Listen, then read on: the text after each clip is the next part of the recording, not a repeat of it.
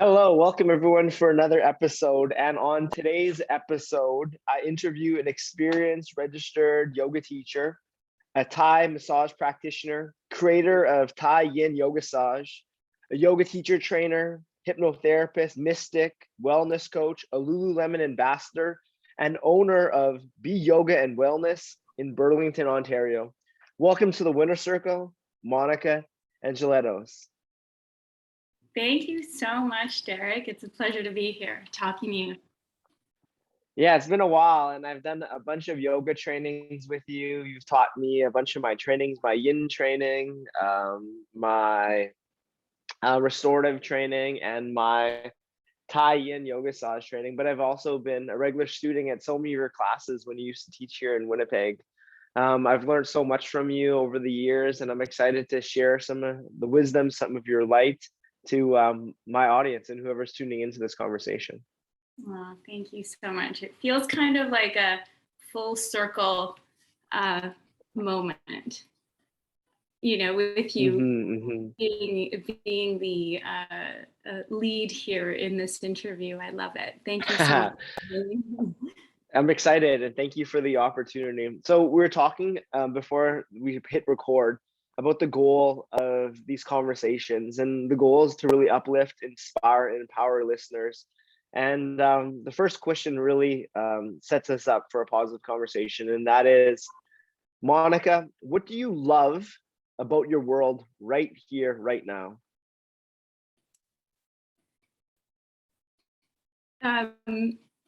I think that it's about, I love learning about the world, and I love learning about how I fit into the world.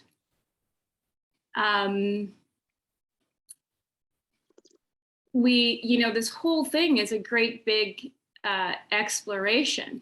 And so we continuously, we talked about the hero's journey, and we're continuously learning about ourselves. And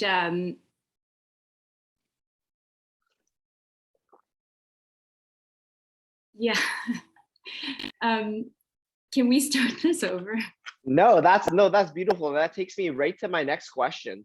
And as we embark on the various heroes' journeys we do in our life, one thing that keeps us anchored is our mission. And I listed so many different titles that you have: Thai massage practitioner, yoga trainer, studio owner.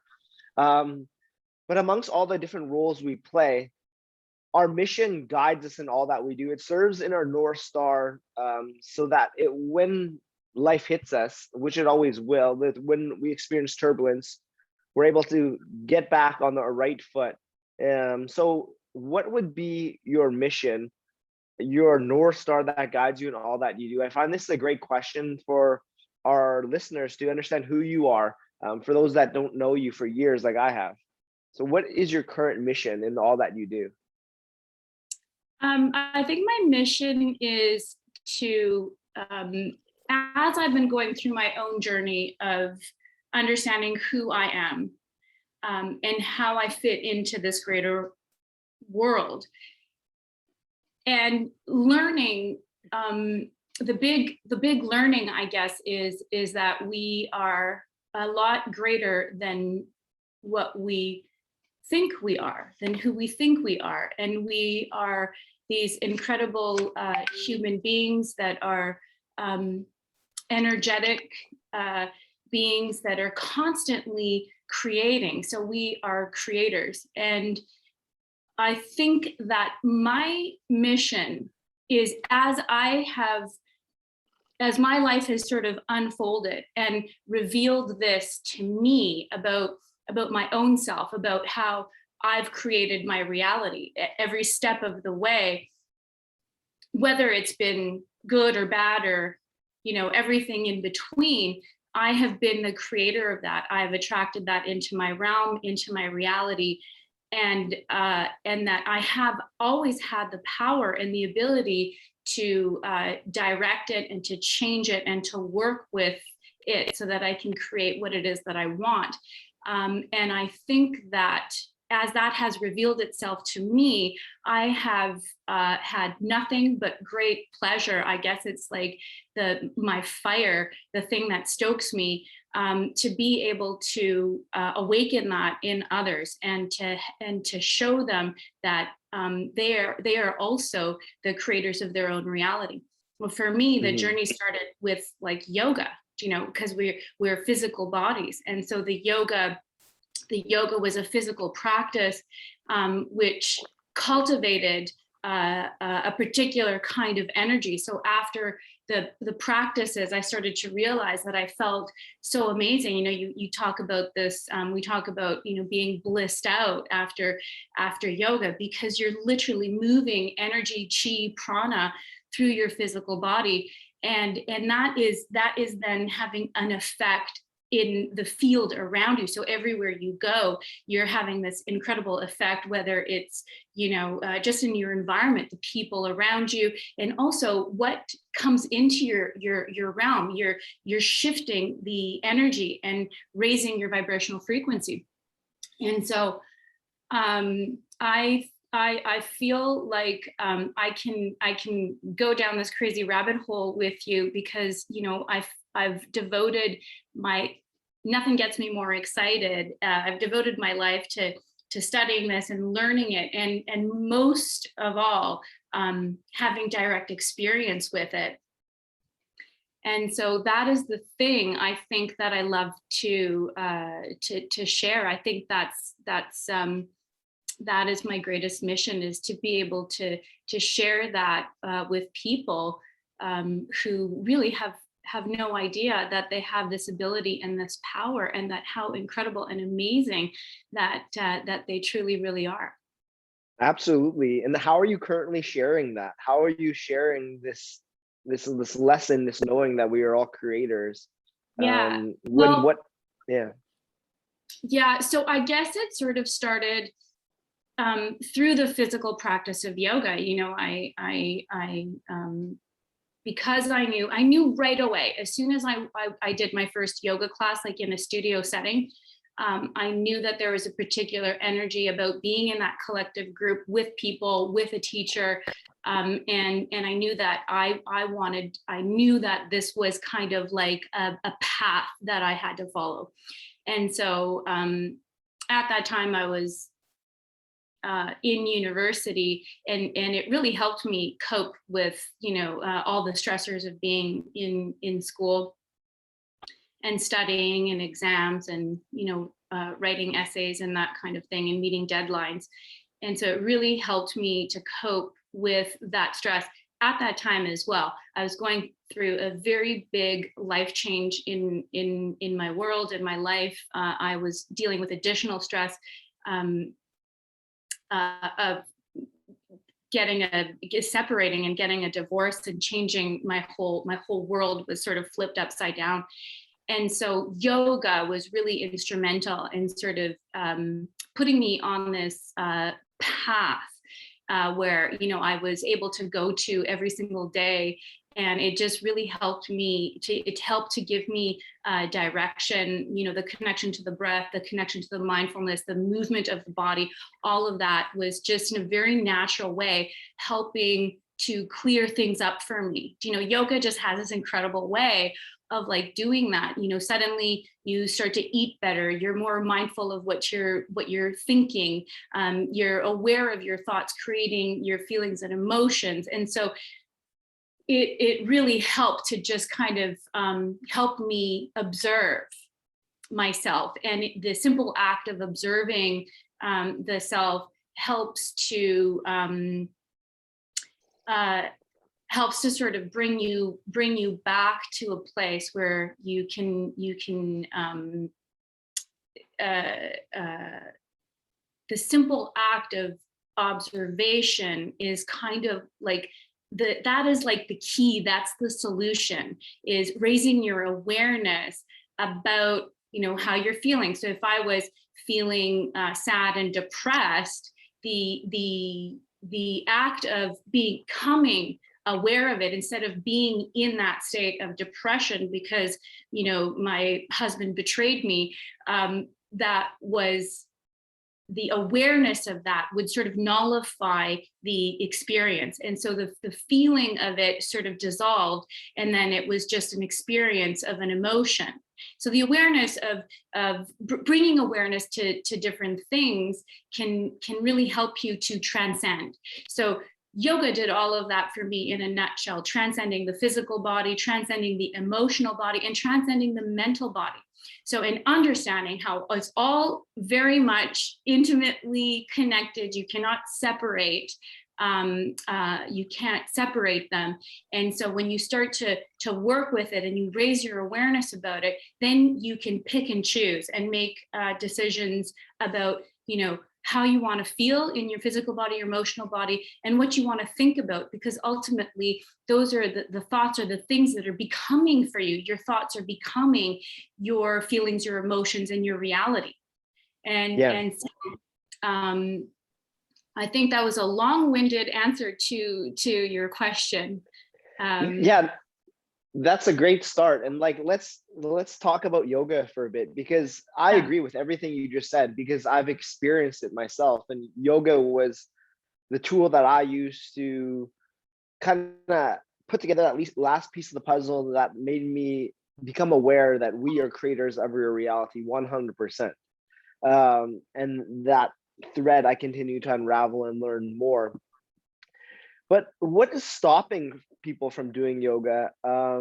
Because we hear stories like you just said, stories when I tell my journey of yoga. Just the research is out there; it's proven yoga is good for you. It is good for the mind, the body, the spirit, the soul.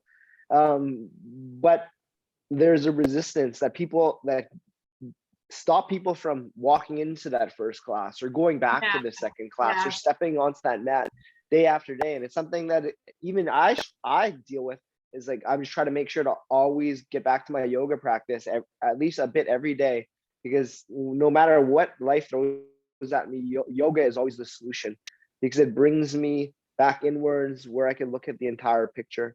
So for you, you talked about yoga being your key for transformation. What led you to your first class, and what kept you going?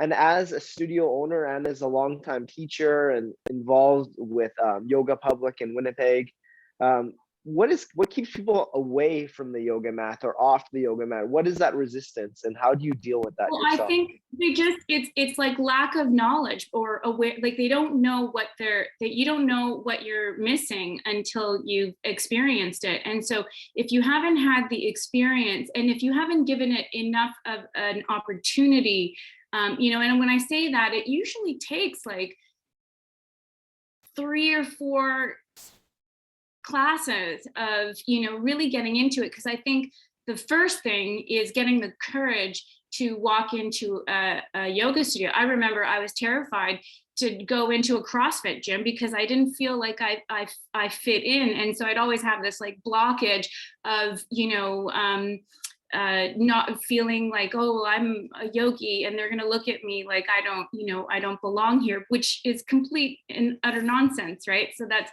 you just have to kind of suck it up and go to your first class, and you will know, you will know if you truly allow yourself to, if you check the ego at the door and you're not concerned about, you know, what you look like and whether or not you know how to do things. That's why you're there to learn how to do it, and that's not going to happen on the first time that you hit your mat. So you have to allow, and really the whole thing is about dissolving the ego, you know, and overcoming that fear. So that's basically the first step, is just getting yourself onto the mat and then opening yourself up to having the experience of the yoga. And it's not about taking a particular shape. It's really about, it's the combination of the focus, the breath, the mindfulness, and the movement, and the channeling the energy, the moving the energy through the body. Mm-hmm. Yeah. So I think for most people, to answer your question, it's just looking at it as a challenge, and that the reward is just right there. It's it's right at the end of that class. For sure. And there's a lot of fear involved, I believe, that keep people from repeating the classes, because by attending to your yoga practice and in turn attending to yourself, you're going to change the person that you are. Oh, yes. And I feel like humans by nature like their secure known world, even if their secure known world is one of pain, sadness, at least they Yeah. know what is coming up the next day.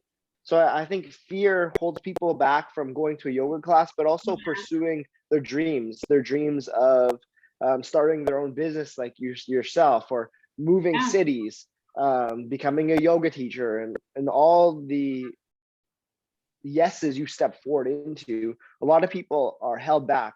They're held back by fear that have been ingrained into them before they were even born. Fears from their families, society, culture, religion, and it often keeps people stuck in their place. For someone that has so often stepped outside their comfort zone and created opportunities for herself, how were you able to do that? How have you used fear as an ally on your adventures, on your journey? Yeah.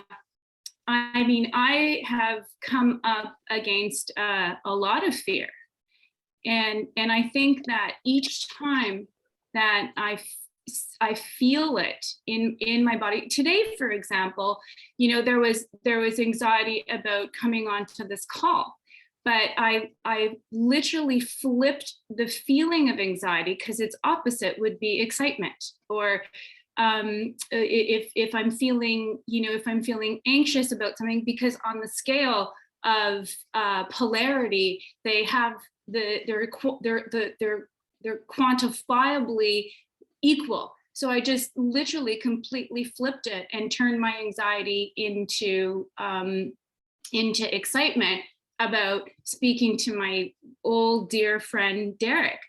And so I think that there just has to be, in order for change to happen, we have to constantly come up against that edge, where we're willing to take that step. When the call of action comes, just like in the hero's journey, there's a willingness to just take that tiny little step, just cross the line. And I think that there opportunities abound always for us in life, and it's up to us to take those risks and those chances, and to be courageous, and to feel like warriors, and to cross that line. And that's exactly what life is all about. It's a collection of experiences, and if we don't let our toes cross that line each time that line presents itself, it's like a missed opportunity. Whether you fail or not, it's not about the failing. It's about being courageous enough to take the chance to cross the line. And so, when those lines come up for me, I push myself to get, because I know by now, I've learned that those are the things that have expanded me, that have helped me to grow and to become better and to improve, and also to just kind of keep me stimulated and excited about being alive and having this incredible experience on this amazing planet dimension. Absolutely. Yeah. And I feel for me, my yoga practice gave me a glimpse of that inner creator that we have, that Yeah. can sit in the seat and create our realities, create our worlds. And I know yoga has been a huge tool for you, as you mentioned. What have been some other tools that have helped you realize your creator potential and your creator being, that you've picked up along your journey? Well, I mean, there's so many things. There's people obviously that have influenced me. But okay, so if we're talking about practices, absolutely, definitely meditation. sitting in stillness and allowing myself to be really connected. You go through a stage of being really connected with your physical body and feeling your body, even imagining the body right down to its, to its cellular level, to its molecular level, to the atomic level, to the smallest possible particle, and just having a deep sense of appreciation of this vehicle, this vessel that is housing us and containing us, and then just loving it so much, and then including, bringing in the breath into that practice, and then just, becoming aware of feelings and emotions, and then working through those. And it's just a literal, the meditation can allow you to transcend the physical, the emotional, and the mental stage, to connect to something, to the thing that is greater than, than all of this. You can call it your I am, your higher self, the connection to the divine or God, or whatever you have, the universe, whatever you want to call it, right? So it's a matter of connecting to that and staying in tune and attuned with it as you walk through life in this physical body, in this physical reality, and operating from that place.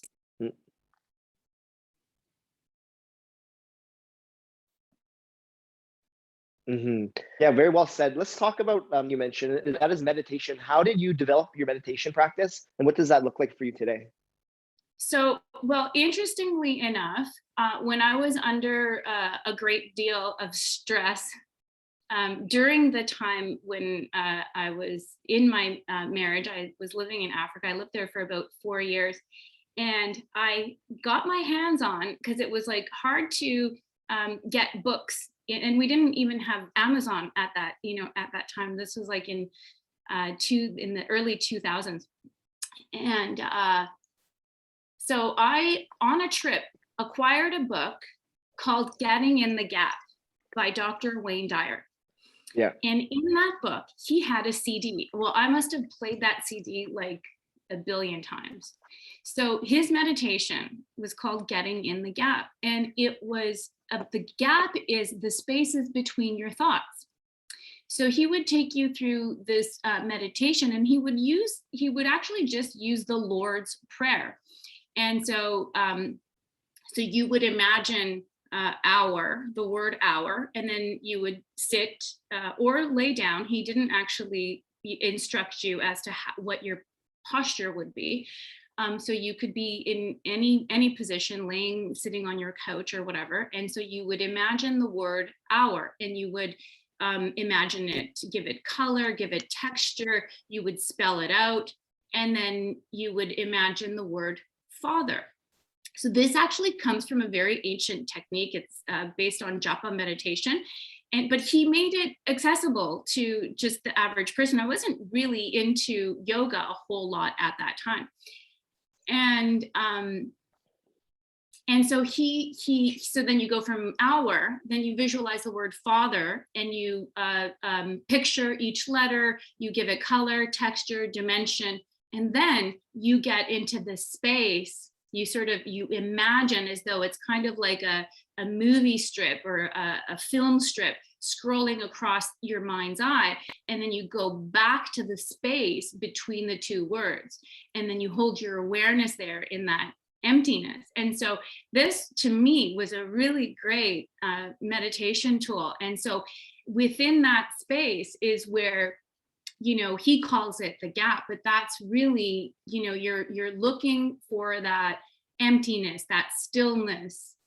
Later, to me, that stillness came to represent, I always thought of it as like being this like fertile soil where it's like all potentiality, all of creation resides there. So it's in that space, once you've cleared everything in the mind, where that's the realm of genius. That's the where inspiration comes through, creativity comes through. in those spaces. So in my early days of meditation, I use this as a tool, and I really got the value, and I understood it. It just clicked for me right away, because I think prior to that, I had tried sitting and it was impossible and frustrating. And I thought I was driving myself crazy, and I could never achieve or attain what people would call stillness or emptiness, or to clear the mind. It's like impossible. It seems impossible to shut that chatter off. It's an endless stream of unconscious thinking. And so, becoming aware of the thought, like the words, was really helpful for me. And then seeing it in my mind's eye in that way helped me to really get in the gap,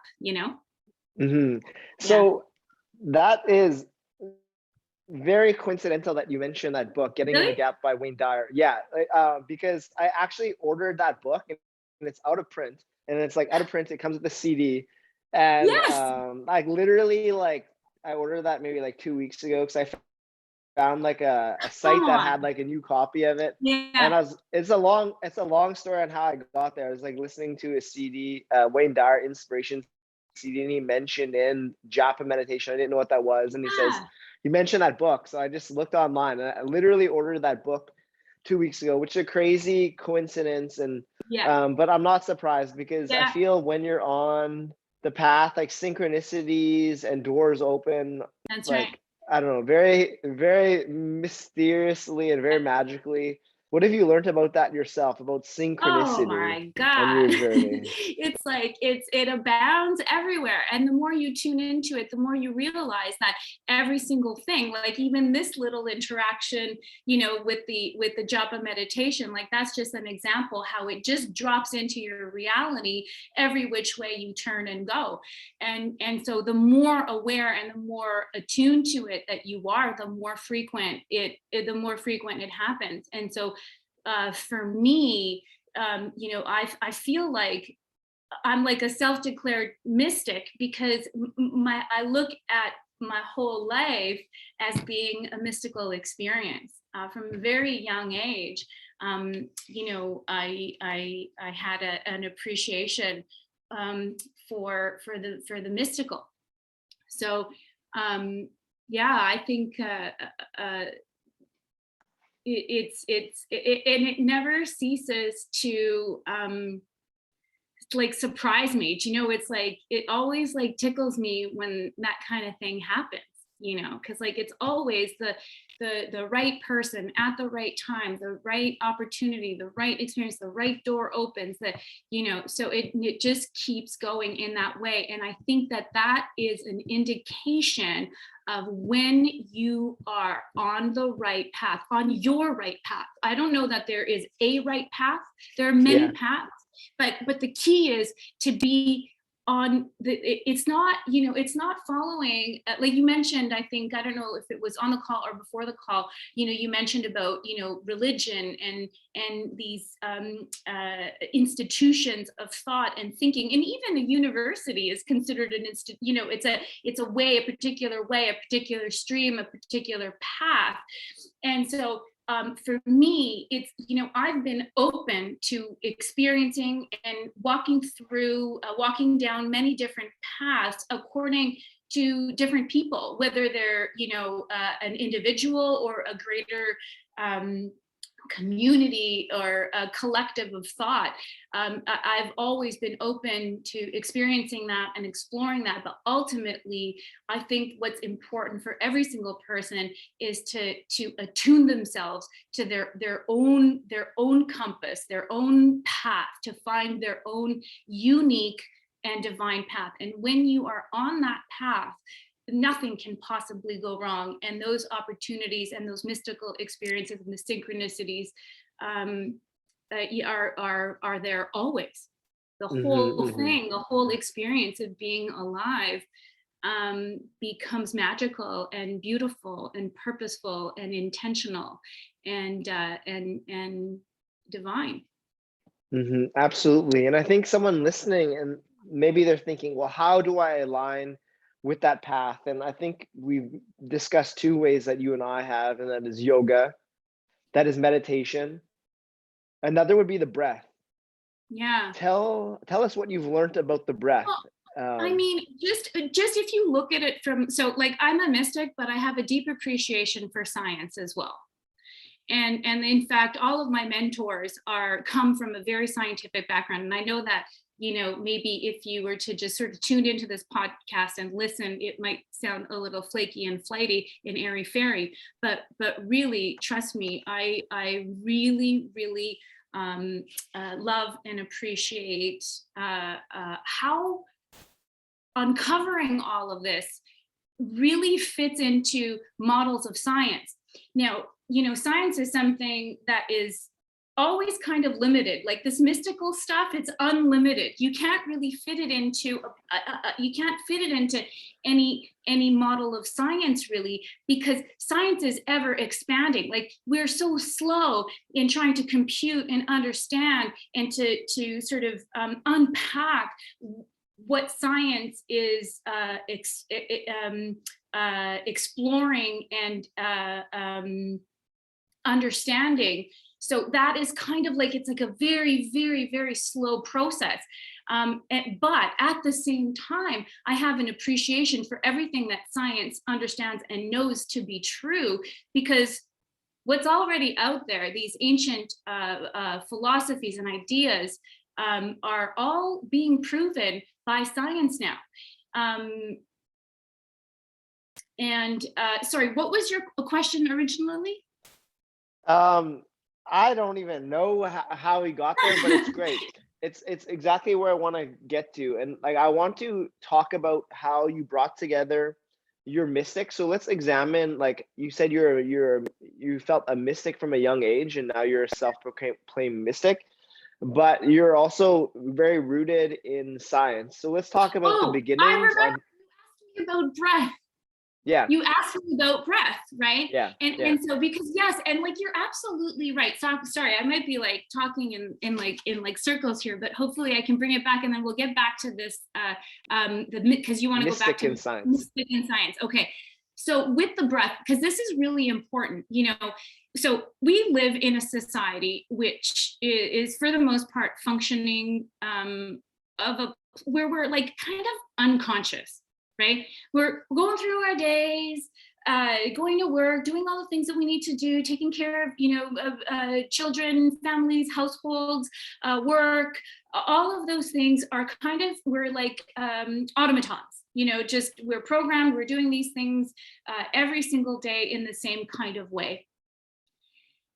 And so we're sort of in autopilot. At the same time, though, there's a lot of energy that's not being channeled properly. And so because we're in this autopilot and we have to do all of these things in a certain amount of time, we start to get kind of amped up. We're in that fight or flight mode of the nervous system. So the nervous system has that the parasympathetic nervous system, the autonomic nervous system has two functions, and they're both useful and they need to be there. But unfortunately, given our society and how we function in this world, we are constantly in that fight or flight mode. So we're releasing toxic chemicals. Like if you think about it, your adrenaline is meant to be there in case of emergency. So you're meant to have this superpower strength so that you can, go and do these, you can run or fight or flee or whatever you need to do to protect yourself. So, but we are stuck in this mode of being on alert for the majority of time.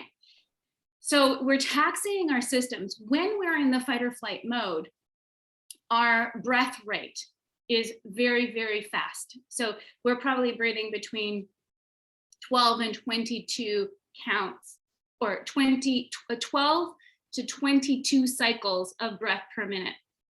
We literally need to be able to half that. So we should be breathing between 6 and 12 cycles of breath per minute. 6 would really be ideal. So when we're practicing pranayama, when we're practicing breath work, we're really retraining ourselves to slow the breath cycle right down. So we're taking in nutrients, oxygen, that's going to the brain. It stimulates the body, it disarms the body, it brings the body back into harmonious state. And so breath is really, really key. So if I could share one technique, it's by David G. David G worked very closely with Deepak Chopra, and he calls this 16 seconds to bliss. Yeah, can we do it? Yes, let's do it. So if you're ever, let's say you are running late for an appointment and you're in your car and you keep getting every single red light, right? Because it's like Murphy's Law, right? So, and of course we're creating our own reality because we're stressed out, we're tense, and of course we're going to create more blocks for us because our energy is contracted. So to shift that, it literally takes 16 seconds, okay? So take a deep breath, inhale for 4. Okay, wait, let's go, start again. So just empty your lungs because I want you to do this properly. Okay, so empty out your lungs. Okay, inhale for 4, 3, 2, hold your breath, 4, 3, 2, hold. Now empty your breath, 4, 3, 2, hold, empty, 4, 3, 2, and hold. And that's it. That's literally 16 seconds. And you can feel it instantaneously. Like it has a direct effect on your physical body, your emotional body, and your mental body. We just have to allow ourselves that space to experience that bliss that is innate to our being. What did you feel? Did you feel it? Great. Yeah, just a lighter load off my shoulders, just a bit more relaxed, fully present. It's simple, and it's just an allowing. It's an allowing. It's always there. We just need to allow it to become what is. Yeah, that's so important. Allowing is so important. And the yoga that we talked about, the meditation, and now the breath work all allow us to allow. They grant us access to that point of stillness, and they help us clear the mind. And so let's get back to the mystical melded with the science. And you are really lucky to have a lot of training with Joe Dispenza, who I think brings together nicely. But let's just rewind the tape a bit and examine your entry into the mystic as a child, you said, and then how you've melded that with science, because I think that's so important in today's scene to be heard by the most amount of people, is to talk to them in a language that they could hear. That's a language in the center rather than on one extreme or the other. And I think you bring it nicely together, the mystical and the science, in a way that anyone could understand. It's accessible to all. Yeah. So as a child, I think I was just really sensitive to my environment. And I was really observant of my environment, and I was observant of how I would feel in that environment. And so I think early on, I developed tools to manage my fear and anxiety. And then I also, my family wasn't very religious. I wasn't exposed to any kind of religious discipline when I was a child. However, I had this opportunity. Oh, my battery says it's low. Let me just make sure. I'm getting a charge here, sorry. So as a child, I had this like crazy opportunity. So you talk about like the hero's journey. My parents had a tumultuous relationship. And at one point I was living with my father, and my parents were kind of in this in-between stage trying to figure their stuff out. And so my father took me to his sisters because he was going to work, he couldn't take care of me. So he asked his sister if she could temporarily take care of me. And so he packed me up and took me to Greece. And my aunt lived there on this island. And so I had this incredible experience of being immersed in this family who was very deeply steeped and rooted in the culture and religion there. So, they would go to church, we would go to monasteries. I saw that I was like, it opened up this window to the mystical realm. I have memories of going to monasteries and seeing these masses being conducted by priests and nuns, and having dinners with them, and it's sort of having a glimpse into that whole realm where people devoted their lives to this is the way that they connected to what was greater than themselves. And, I didn't choose that, but it was an incredible sort of thing to be a part of as a child.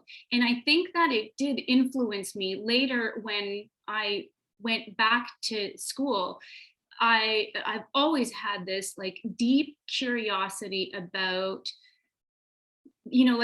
trying to understand these bigger questions, where we come from, who we are, and what is our purpose. And so in doing so, when I enrolled in university, I thought I wanted to be an architect. And so I started off in the faculty of environmental design, but very, very quickly realized that that's not where I wanted to be. And so within my first year, I changed my focus, and I just thought, screw it.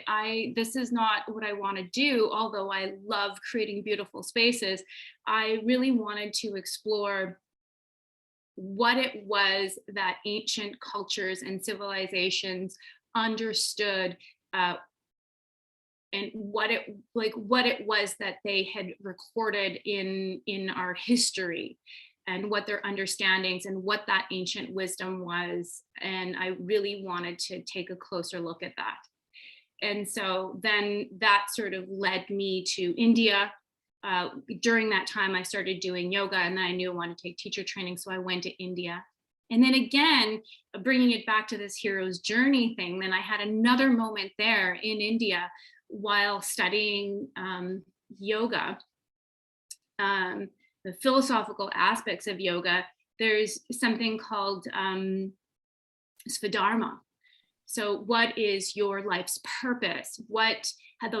In the Buddhist tradition, they have something similar. It's called right livelihood. So are you in alignment? And we spoke about it. It's about, it's that divine path. It's finding your own path and your own connection to that which is greater than yourself, your higher self, or whatever. And so for me, it was, I had this moment in India about, where am I going with this degree? At that point, I was, enrolled in a master's program. I was coming to U of T. I was in a very niche program. I converted my degree into, something that would help me out in museum studies. I saw myself in an encyclopedic museum, and kind of going down that route through academia. And then in India, I had this moment where I had to question, why did I want to do that? And was that the way in which I wanted to serve? And so I had a change of heart, although, all of that is what has brought me to where I am today. So it's not like I completely shifted gears. I still see myself on being on the exact same path, Mm-hmm. Yeah. So, and there's that mystical thread, throughout all of that. And of course, there are lots of things that have lots of signposts and lots of experiences that have only affirmed and confirmed my path for me along my way, that are deeply mystical in my understanding of them. Hmm. And I feel you've said yes to all these opportunities that arose, and all these changes. How did you find the trust just to have faith and go with your heart, your intuition? You can't go wrong when you are functioning from that place. You got to trust wholly and completely in your higher self. So you can't, like, if you're half in, then you're half out. So you got to be all in. And when you're all in, there's just no doubt, there's no denying, and then the fear dissolves. And then I'm not saying, I've had lots of times where I've been in doubt and I've been in fear, and then I keep reminding myself of all the times, because by now I've had so many experiences that have time and time again proved to me that all you need to do is just trust. You have that internal compass. It's not going to steer you wrong. You have your higher self will always guide you and tell you the right way. Hmm. You can't mess it up. And if you mess it up, even the messing of it up is meaningful and purposeful, because those are lessons that we need to acquire. We need to go through. They're like the tools. I often think of, like, being like, my avatar is my higher self is like up there controlling this body, this avatar. And like, imagine like you're in a video game and you have to acquire all these things as you go through the video game, all these tools, and you collect them because they're the things that are going to help you to get through to the next level. So when you're faced with these challenges, these going through tribulation, and difficulties in life, those are the greatest things. Like, these are the keys to your freedom. You're learning and understanding something, and you're challenging yourself to such a degree that it's pushing you through to the next level. Yeah, beautifully said. So ways that we could listen to that path, that inner path. We've discussed yoga, meditation, breath work. Another you mentioned is feeling good. What are the foundational elements of you feeling good for you today? How do you feel good? How do you put yourself on that vibration? Well, so it's really important. Okay, if you think about, we all know what we don't like, right? You hear people talk about all the things that they don't like, that they don't want, that they hate. So when we are constantly focusing on the things that we don't want, that we don't like, that is just keeping us in the feeling of that, right? So it's about creating the energy. So if we're talking about vibration, because that energy of not liking something or someone or some place, or, some people might use the word hate. That's even a lower on the vibrational frequency. So that kind of thinking really brings you down, and it manifests in your physical body.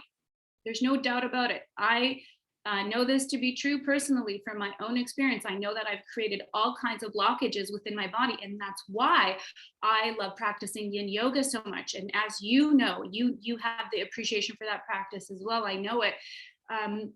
That practice really helps to break down and to work through blockages in the body that have manifested there from our own thoughts and our own feelings. We put them there in our bodies. We put those ailments and diseases into the body. If you think of the word dis-ease, it's a lack of ease, right? So we put that in our body. So I keep losing track of your question here. Can you get me back on? Yeah. On track? We're just talking about the importance of feeling good, and how feeling good is a choice, and that it's a vibration that we attune to ourselves.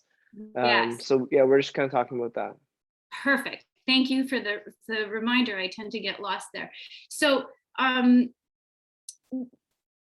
instead of this is where we have to shift our thinking and becoming aware of our thoughts. So the first stage is becoming aware of your negative thought patterns, because your negative thought patterns are creating a state for you. That is your state of beingness, right? So in that state could kind of become like your personality. Like Joe Dispenza talks about that, becoming your personality. And that's just because you're sort of stuck in that way of being, that way of feeling, and that way of thinking.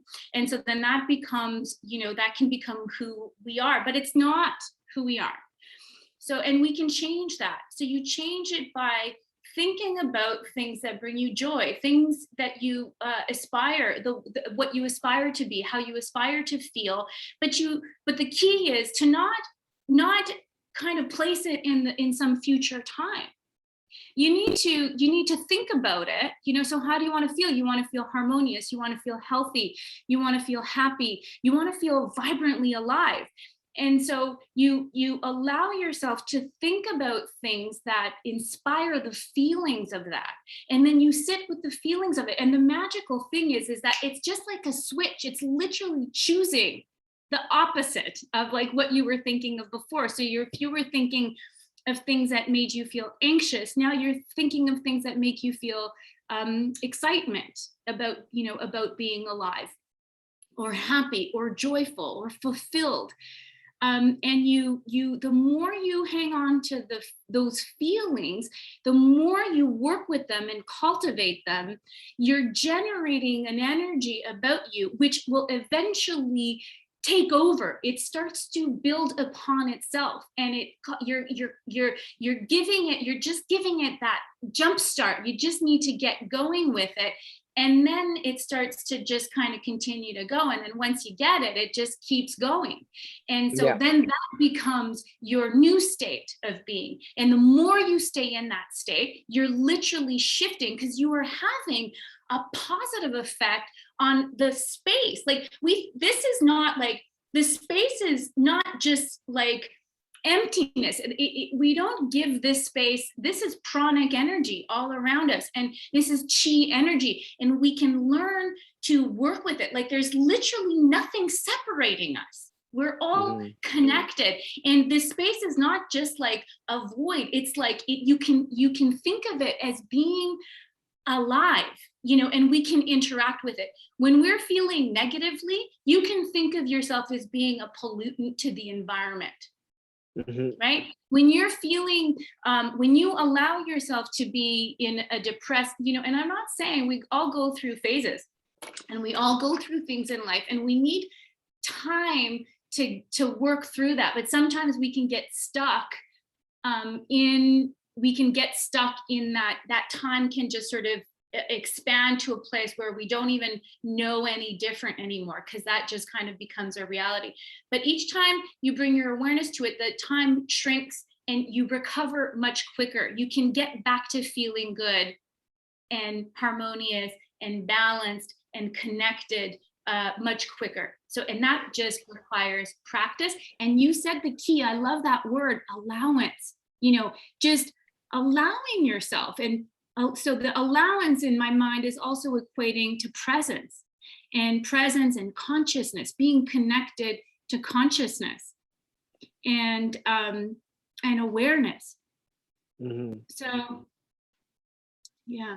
And it's an absolute choice.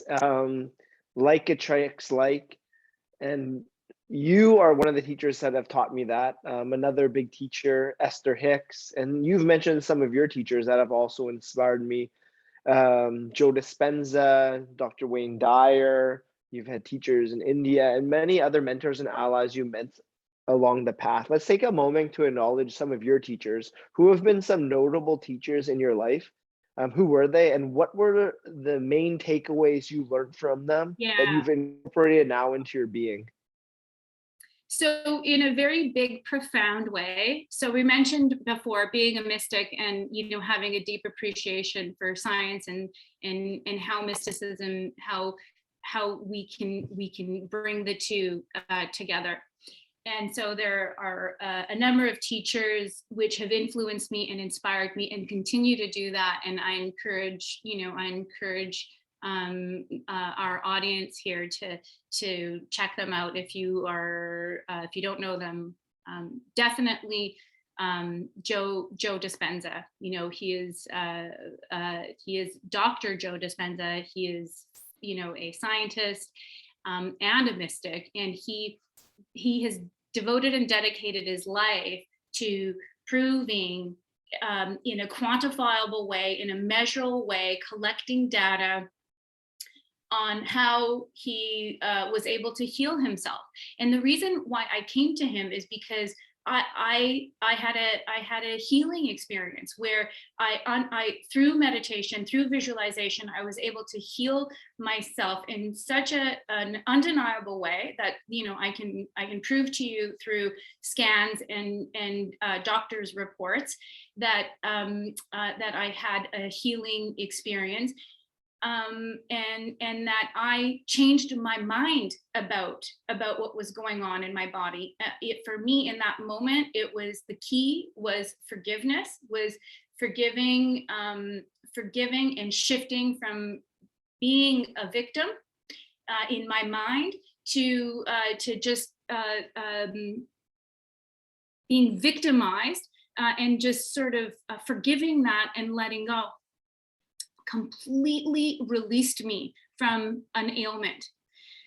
And so when I came across Joe Dispenza's work, the reason why he resonated with me was because he told the story of being run over by, he was a triathlete, he was a chiropractor at the time, he had real good awareness of the human physical body, and he was struck by a vehicle and he broke his spine in a number of places. The surgeons and doctors wanted to do a herring surgery, and he basically asked for some time, and he was bedridden for 6 months. He describes going through this meditation where he visualized his nervous system regrowing up through his spinal column.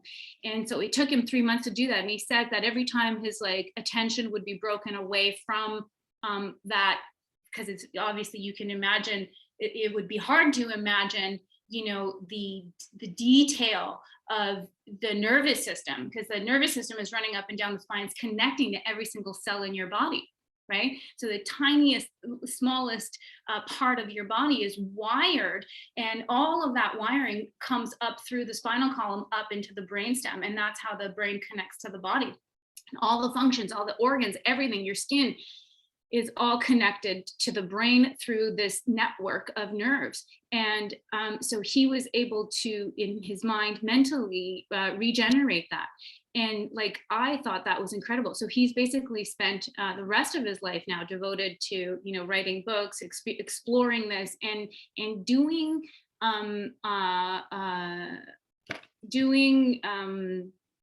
research and experiments with researchers and scientists in universities that are peer reviewed, that are measurable. And so, he is sort of proving that this stuff works. And so I love Joe Dispenza for that reason. Another incredible mystic and scientist is Dr. Bruce Lipton. So Bruce Lipton talks about how he coined the phrase epigenetics, so that your environment, what your beliefs are about yourself affect you on a cellular level. So he was one of the very first people to work with with stem cells. He was a stem cell researcher and was lecturing in universities.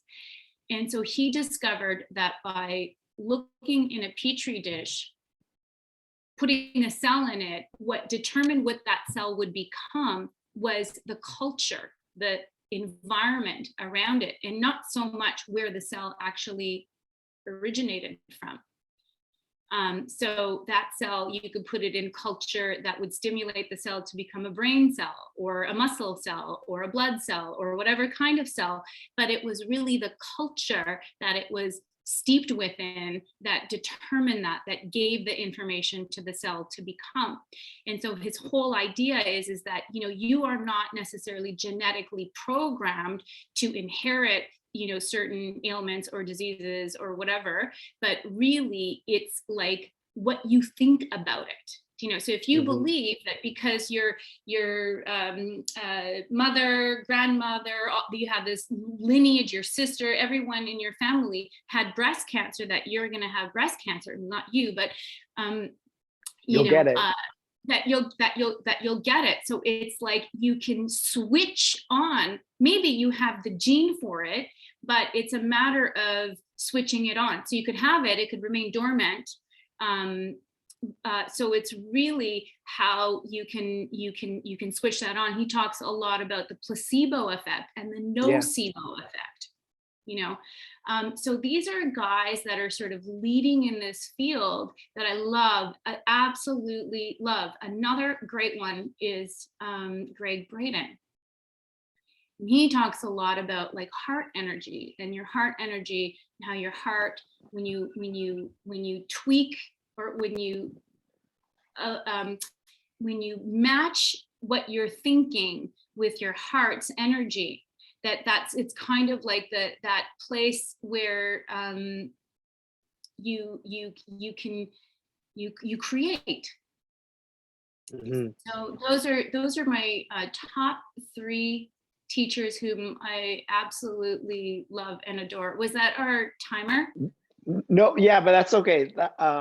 We are moving towards the end here, but let's just talk about how you've talked about these top 3 teachers, and now you are sharing all these things that we've talked about on this call, and that you've learned on your journey at your yoga studio, Be Yoga and Wellness in Burlington, Ontario, where people can go there to work on the yoga, the breath, meditation, feeling good. Yeah. So let's just examine, like, let's share what you're doing there, and how did that studio come to be?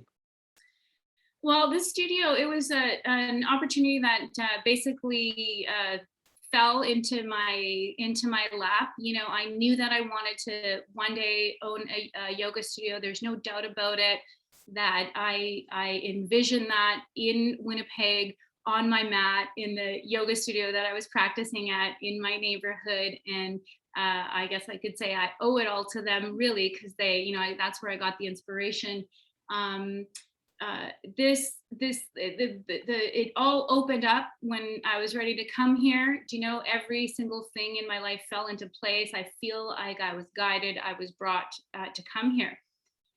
In this hero's journey, in this wave of it, in this round of it, I mean, we're in the midst of the pandemic. I've just been, that in itself has been a miracle as to how we're in currently our 4th lockdown. And, I'd like to attribute the fact that we're so open and give credit to the government, but that's not really the case. I think it's just the sheer will and determination and drive, and just this knowing that my work there is not quite completed, because like I haven't shared with the community here. I didn't sort of peak yet, Yeah. So, I acquired the studio. I've been building it for the last couple of years, and then COVID hits, and it really sort of took us, it brought us right down, but that's not really stopping me. Like, I'm not ready to move on to the next thing yet. I feel like it's not quite completed. And I'm getting all kinds of advice from people saying, just throw in the towel, manage your losses. But I don't feel like it's time to let that go yet. So, in the studio, it's like really like my playground. I'm able to offer, the yin, the meditation, the restorative classes. For me, that's where like the magic is. And of course, like I love I love a challenge. I love challenging the body and building up this inner fire. In yoga, we call it the tapas, and sort of stoking that fire. But also, I really love providing opportunities for people where they can just soften and let go and release and open and allow. And so that it just gives me this sort of platform to offer that to people.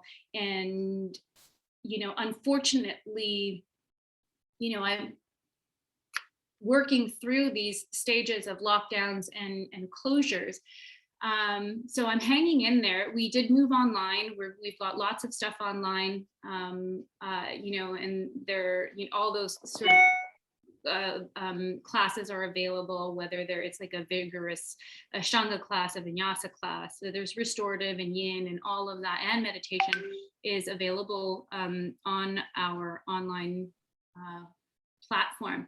But really, I think that things get really juicy in like teacher trainings, in workshops, and during the first lockdown, we decided, my business partner and I, Maureen, we decided, well, like, we were so positive, we didn't let the lockdown get us down, and we just thought, well, we attributed it to our yoga practice, and we just wanted to continue to share that with people. And so we basically did all the things that we were doing. So we'd wake up at 4 a.m., meditate, do pranayama, and then we would do a physical practice.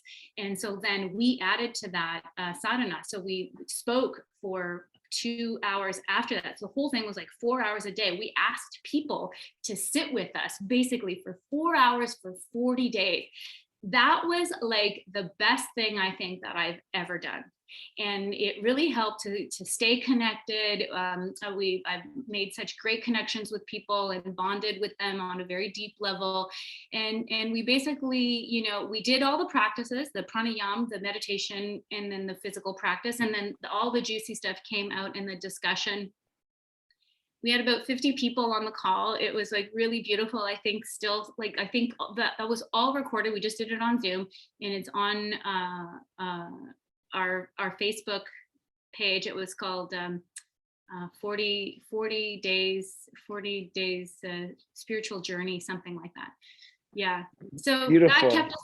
that kept us really going and really busy, and that was very stimulating and exciting to be able to share at that level, because we don't get to share quite like that in a yoga class. So it was really unique and special. Mm-hmm. Well, I'm excited to follow along as that journey continues with Be Yoga and Wellness, where there still seems to be learnings to be had there. And hopefully one day I get to practice in your studio. That'd be beautiful. You are welcome to come here anytime. In fact, if you're ever in Toronto, you make sure you give me a call. I'm going to totally host you. Yeah. Yeah, beautiful. Something really fun. Yeah, it sounds amazing. So we've shared so much wisdom and teachings in this conversation. I'm really grateful for you to have you on to share these. And this brings us to our final questions I like to ask all my guests. And they're all pretty big questions. And the first one's starts it off really great. And that is through all the highs and lows, that is this journey of life. What has been the greatest life lesson that you've learned on your path that you feel called in this moment to share?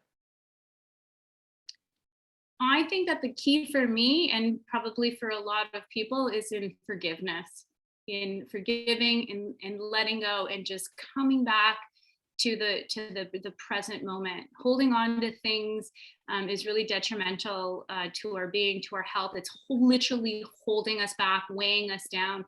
And the freedom and the liberation come with true, honest, real forgiveness. And often it's not necessarily like we think it's about forgiving the other, but it's really about forgiving ourselves, because ultimately we have created those circumstances and situations for ourselves. And so it's in finding ways to forgive the self. Forgiveness is so been such a huge part in my journey as well. So thank you for sharing that, Monica. In 3 words or a phrase, how would you describe the experience you're having on this earth? Did you say 3 words? Yeah, in 3 words. They can be separate or it could be three Yeah. words like as a phrase, but yeah, 3 words. How would you describe the experience you're having on this earth? Yeah, I feel like a freaking warrior. You know, I feel really strong. I feel like I'm plowing through stuff. I'm going for it. So warrior, I feel like a warrior. I feel like a mystic. Yeah. Hmm. You know, like I'm the mystic. The thing about the word mysticism is kind of like something that's hidden, that's a secret that needs to be decoded. So I feel like life has been this sort of like cracking the code to life. And so being a mystic and a seeker is someone who's, looking for that revelation, for that greater, deeper understanding. So definitely mystic would be a big word. Yeah.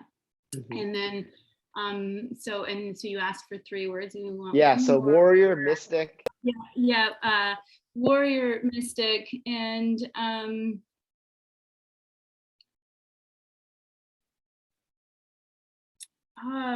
oh, let me just think about this.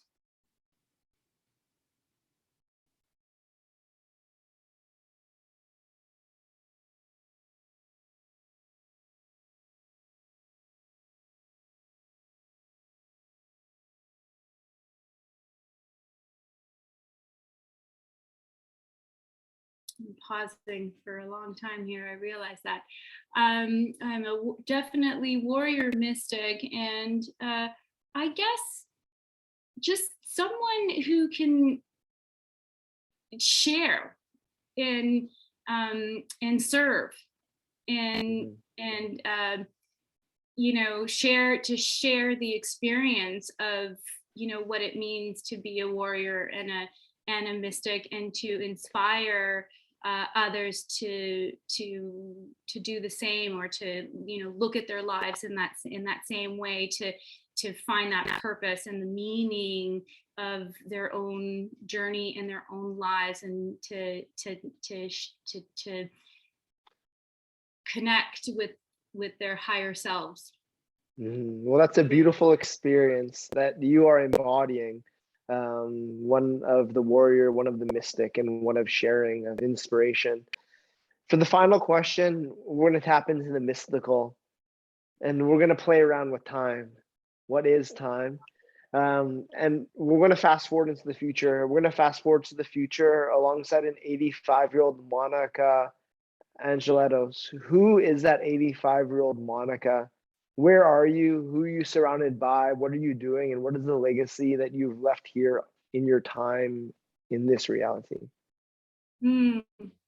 Well, I see myself as an old woman surrounded with a lot of young people that just want to speed up their learning, and to collect all the learnings the nuggets of learnings that I've acquired and that can share. And so that 80-year-old, do you say 80 or 85-year-old? 85-year-old 85-year-old, Monica. yes, that old woman, that old wise woman has so much still has so much to still offer, and that is relevant even in that time, because I imagine that things are changing so quickly and so exponentially that it will be a completely different world, but there will be some golden nuggets there that will be so relevant in that time, for people to learn from. So I just want you to stay with this 85-year-old Monica for just a moment longer. Would you like to connect with her and vibrate at her frequency in your heart? And I'm going to bring us back. I'm going to bring us back to the infinite, ever now. And that 85-year-old, she's still with you and she sends you a message. What does she whisper in your ear? Trust. Yeah. Beautiful. Just trust. Yeah. Because like I have a tendency to fall into doubt, and the doubt extinguishes, that fire and that flame. So just know that it's all very real, and to just trust. Beautiful. Well, thank you so much for your time, Monica. It's been a real pleasure. I'm so grateful to have connected with you on this conversation. I'm excited to share it with others. For people wanting to connect with you, Be Yoga and Wellness is in Burlington, but you're offering the classes digitally, so you could really connect with you anywhere in the world on that platform. Your website is beyogawellness.com. On Instagram, it's beyogawellness, and your personal handle is Monica Angelatos on Instagram as well. Anywhere else I can send them? No, that's good enough. Yeah, that's lots. We're going to be working on. I want to give some free content on YouTube, so I'll be working on a YouTube channel. But that's something to come. Where because we've got so much content right now, I don't know really what to do with it. So yeah. I want to stay connected to my friends in Winnipeg. I really miss my community there, and I have people asking, how can they do a restorative class, or yin. So I want to put up some of those offerings for people. Right on. Beautiful. Well, stay tuned. To close every conversation, we bring our fist in union together to the winner circle of choice. Boom. Thank you so much, Monica. You're so welcome. There's a wrap on today's call. Thank you. It's a total pleasure to hang with you. Mwah. Likewise. Ciao. Bye. Ciao.